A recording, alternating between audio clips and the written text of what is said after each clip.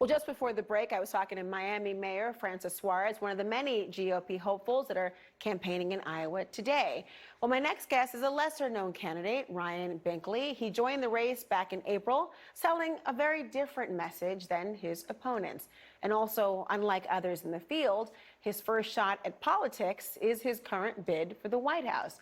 The entrepreneur from Texas is the founder and lead pastor of Create Church near Dallas, and he's used millions of his own dollars to invest in his campaign and says that his mission is to unite the country with the love of God. He also joins me now. Ryan, thank you so much for being here. I'm glad to see you. I know you got the Iowa State Fair in the background and probably a very long day behind and ahead of you. I wonder, for many people who are meeting you for the first time or learning more about you, how do you intend to stand out among this already crowded field? Well, thank you, Laura. First of all, thanks for having me here. You know, I'm a CEO of Generational Group. We're a financial investment bank, about 400 employees, and I'm a pastor, as you mentioned. And this is the way I see our country right now. We've never been in greater need of an economic revival and truly a heartfelt spiritual revival in our country than we do right now. We are so divided. We've never been more divided in my lifetime. And I'm speaking about 4 key issues that are really resonating with Iowans, people in New Hampshire, and all over America, because they're real solutions. You know, we've had failed messages out there for so long that have divided our country, and America wants to see us come back together to solve our biggest problems, whether that be our budget, or whether that be urban America and renewal education, or now today the border, all the problems that we're having with immigration and the crisis at the border. We're coming up with real solutions that matter to everyone, whether you're independent, Republican, or Democrat. And that's where we're leading today, and it's resonating. Well, Ryan, let's start with that area. And as you mentioned, you are from Texas, and all eyes have been on the border for quite some time. So let's start in unpacking that one area. And in really difficult news, we're learning tonight that a 3-year-old migrant died on a bus to Chicago, showing in part just how awful all of the crisis has been, and of course the journey that many are facing.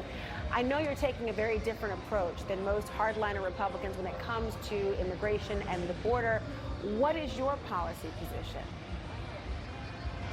Well, we have a huge crisis on so many levels. Humanitarian crisis, as you just stated, at many levels, with people coming across. Human trafficking is at an all-time high on the southern border. And right now, fentanyl.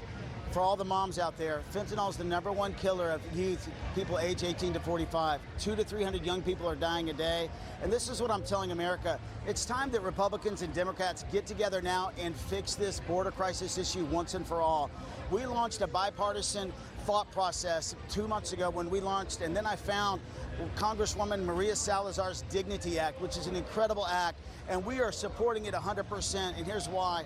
Because it secures the border fully from California to Texas. It allows us to have so many great things that Republicans and Democrats need, but also treats with compassion the people that have come across our border 20 and 30 years ago, people that have been working here, and provides a workforce solution that truly meets the work needs of our country and treats them with dignity. It's not amnesty, but it allows us to meet the needs of our country. It's time that we stop kicking the can. We actually unite our country and solve this big problem together, and that's what I'm supporting right now.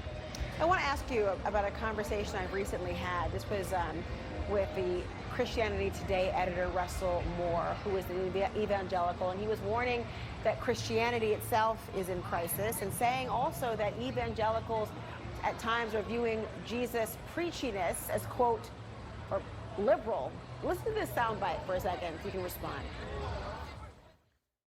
Multiple pastors tell me essentially the same story about quoting the Sermon on the Mount, parenthetically, in their preaching. Turn the other cheek. To have someone come up after and say, where did you get those liberal talking points?